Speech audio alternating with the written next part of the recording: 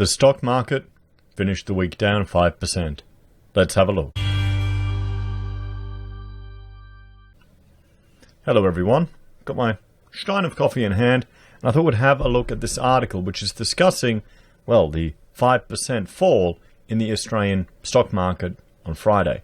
We jump over here to trading economics. We can see the ASX 200 chart, which is the S&P ASX 200, an index of 200 businesses here in Australia, the biggest ones.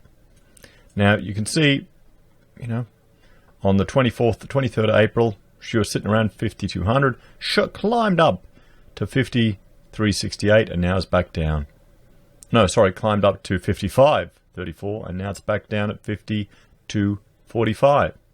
So all that growth from the 24th up to the 30th has disappeared pretty much in one day.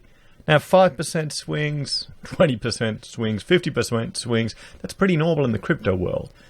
But daily on on the ASX 200, not really. If we look back here, plus 1%, 0.05, not really moving that much. Whereas the swings that we're getting here are much more drastic, down 5%.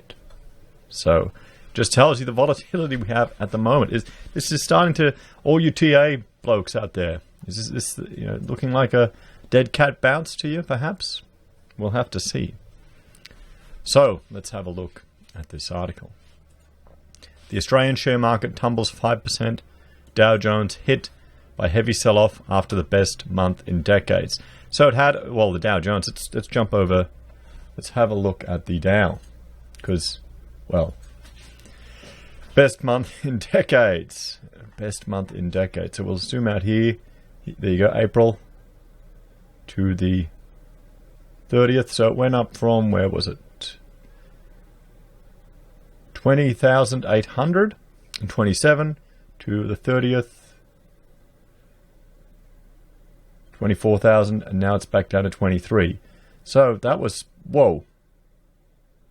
3,000 point gain in the month. So the best month it's had apparently since the 80s. Some are saying, or at least the best in the decade, as the article says, but a 3,000 drop growth over that month, and then it fell 1% and then a 2.5%. So Australia, we're jumping in 5% increments here. So a little bit more volatile from the scale of things. The Australian share market has wiped out a week's worth of gains, ending sharply lower following a broad-based sell-off on Wall Street overnight. The ASX 200 closed down 5%, or 276 points, at 5,245 points, just a few points above where it closed last Friday, despite posting 3 strong sessions this week. The All Ordinaries Index lost 4.9% to 5,325 points, losing over $85 billion in value, as losses accelerated into the close.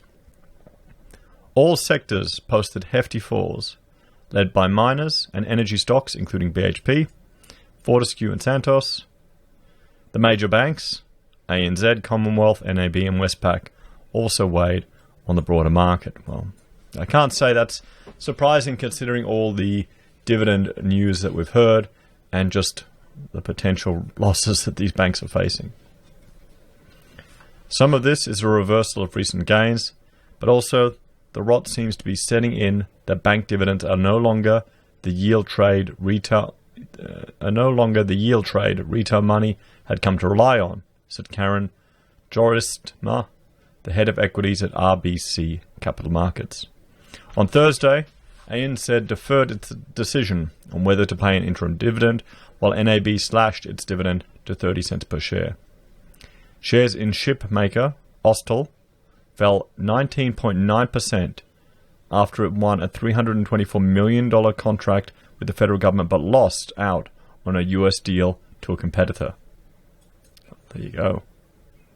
Just 7 of the top 200 stocks were higher, including Janus Henderson Group and health firm ResMed and Fisher & Paykel Healthcare.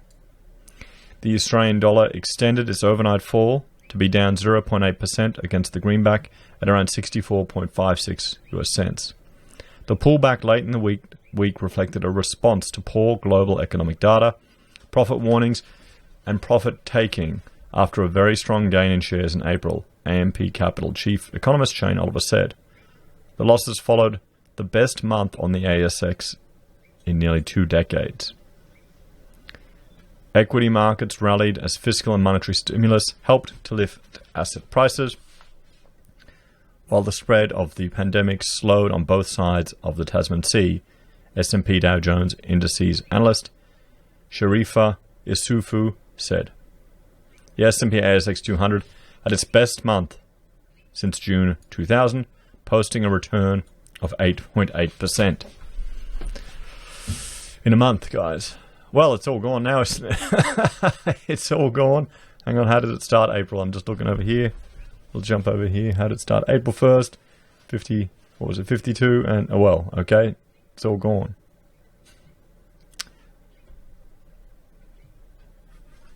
US unemployment rising as the pandemic hit spreads. In bleak economic news overnight, data shows millions more Americans file claims for unemployment benefits last week, suggesting that layoffs have spread to industries not initially hurt by the pandemic-related shutdowns. Other figures showed a record collapse in consumer spending last month because of lockdowns to curb the spread of the pandemic, although Amazon's quarterly sales results show online retailers were reaping the benefits. And this is what we've seen in other retailers here in Australia, where they are using this, well, as an opportunity to shut down dead shops. And the smart ones already have a strong online presence or are investing in it. Because I would think we're going to see cultural changes in people's retail shopping habits. What do you reckon? Let me know if you think I'm off the bat there, or if you agree, if you think we're going to see a shift. There were 3.8 million seasonally adjusted claims for state unemployment benefits last week in the US. 3.8 million, everyone. Bloody hell. It's a big country. That is down from 4.4 million in the week before, but it brings the number of people claiming benefits to 30 million since late March, which is equivalent to nearly 1 in 5 workers losing their jobs in just over a month. The Commerce Department said consumer spending plunged by a record 7.5% last month. Even healthcare spending fell as dental surgeries closed and hospitals delayed elective surgeries to focus on treating pandemic patients. Chris Rupke, chief economist at MUFG in New York, said the economic numbers were frightening. Well, they are freaking. The economy continues to print numbers that scare the living daylights out of everyone in the world. This is the thing, guys. This is the thing. This is going to have generational change, this economic event, regardless of what your concerns are of the illness that's going around. The economic impact of this is going to leave a generational legacy. It's going to change people, one way or another. Hopefully they'll learn some good lessons. A day after the US Federal Reserve Chairman Jerome Powell pledged to throw the kitchen sink at the US economy to help it survive the pandemic, the US Central Bank is expanding a soon-to-be-launched loans program for small and medium-sized businesses seeking emergency finance. Have you all seen an article or a post going around, I think on Twitter, about a employer in the US who managed to secure these loans, to get her staff working again in a massage parlor or a nail salon or a business like that. And the staff were all angry that their boss had taken on these loans because they were getting more money in benefits. What does that tell you? And the problem is, with these loans, you've really got to... in the US, it's worse than here. You've got to tick their little boxes and meet their requirements, and the government's never change their rules, do they? Do you trust them? Bloody hell. How would you feel as an employer taking on all that liability for such ungrateful bastards that don't even want to work, that want to stay on their welfare because they get more money? And if you fired a lot of them, she couldn't get the loans then. Or she wouldn't get forgiven the loans. The Fed said companies that receive the 4-year Main Street loans would have to make commercially reasonable effort to retain workers, a change from the reasonable efforts demanded previously. Commercially reasonable. Any wording like that just sounds concerning. I mean, guys, would you take these loans on? I'd cut people. Honestly, I'd be a lot harsher. I'd just cut them and build up again, because you can. And taking on that risk, taking on a loan, I don't know. And I mean, here our RBA is trying to push everyone in business to borrow for some reason. Across the Atlantic, the European Central Bank left interest rates unchanged, but eased conditions for banks. New data showed the Eurozone economy contracted by 3.8% in the first quarter, the lowest reading since records began in 1995. Now, we just saw recently, I did a video about Deutsche Bank introducing negative interest rates for retail customers for the first time, for €100,000 saving. There you go. And they're telling us it'll never happen. It'll never happen. Well, the cash ban happened in all those European countries. It's looking like it's happening here too. US investors take profits after best month in decade. So that's an interesting other take on the title, isn't it? Stocks on Wall Street fell as the dire economic data and mixed earnings saw investors taking some profit as Wall Street ended its best month in decades. The Dow Jones Index came off its lows and lost 1.2% to 24,346. S&P lost 27 points or 0.9% to 2,919, ending its best month in 33 years, and the Nasdaq Composite dropped 25 points or almost 0.3% to 8,890. S&P 500 rose 12.7% for the month, its best monthly performance since January of 87. I'm starting to feel like this is a big dead cat bounce, everyone. What do you think? Because nothing has fundamentally changed. Nothing has fundamentally changed. I know we're in clown world and fundamentals don't matter anymore, but I think in the long term they do. I mean, the economy is still in lockdown in many parts of the world. There's still a whole lot of unknowns. Businesses are just starting to report losses. It could be psychologically. Maybe the traders can tell me this. It could be psychologically because people are seeing, well, we'll go to the Dow Jones.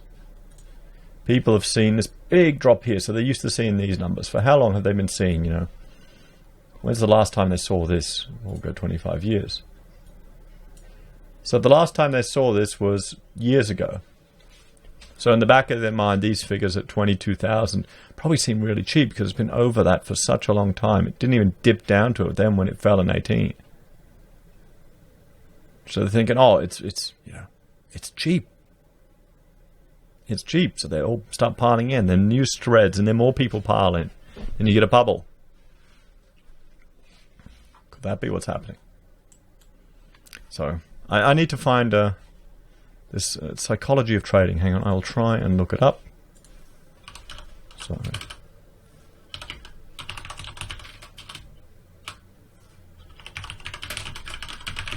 there's a graphic that I think is good to see. And we'll bring them up here. So here's the different graphics, guys. So let's have a look. The psychology chart, and I'll just we'll copy him over here, guys. And I'll bring that over to this one here. Well polished operation I'm running here, but this is a. If you're not familiar with the Wall Street, psychology of the market, so you've got hope or disbelief, this rally will fail like all the others, and you've got hope, a recovery is possible. Then optimism, this rally is real, and you can just see this in the Twitter post and the YouTube videos that people are making. Then belief, it's time to get fully invested. Then thrill, I will buy more on margin. Got to tell everyone to buy. This just reminds me of crypto. When BitConnect, and that was pulling a whole lot of people in there, and they were just buying. It was a big con, but it pulled people in there. Then euphoria, I'm a genius. We're all going to be rich. And then the first crash happened. If we have a look, here, We could be seeing that down, with this down here, perhaps. And we got here complacency. We just need to cool off for the next rally. Okay. So are we in this phase here, guys? And remember, I'd argue this can be applied to property as well. So then complacent, then you've got anxiety. Why am I getting margin calls? This dip is taking longer than expected. Then denial. My investments are with great companies. They will come back. Well, they probably will in a very long time. Or maybe not if they're crap ones. Then panic. Shit, everyone is selling. I need to get out. Capitulation. I'm getting 100% out of the markets. I can't afford to lose any more. Then anger. Who shorted the market? Why did the government allow this to happen? Doesn't that sound familiar? How many people you hear saying that? How many people say in the comments that the market, it's a big con or a big scam? And then when we move over to time, you've got depression. My retirement money is lost. How can we pay for all the new stuff? I'm an idiot. And then disbelief. This is a sucker's rally. So here's the question. Are we in a period of complacency, or are we in a period of disbelief? We'll have to see. So here's the simplified market cycle. So we're definitely in the prosperity period, and we're coming off that now. So I think that's a very good chart for people to be aware of. So let's jump back to here. So oil prices surged again, with West Texas Intermediate crude jumping by 1/4 to $18.87 a barrel. We'll have a look here. What's oil doing right now? Or the last time, 1969 and $26 there. So Amazon sales jumped 26%, but costs are rising faster.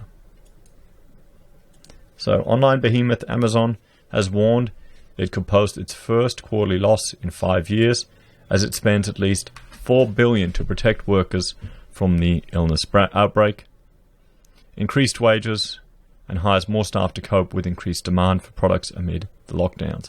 Revenue for the first quarter rose 26% to $75.5 billion, slightly better than expected by analysts, helped by an increase in advertising income.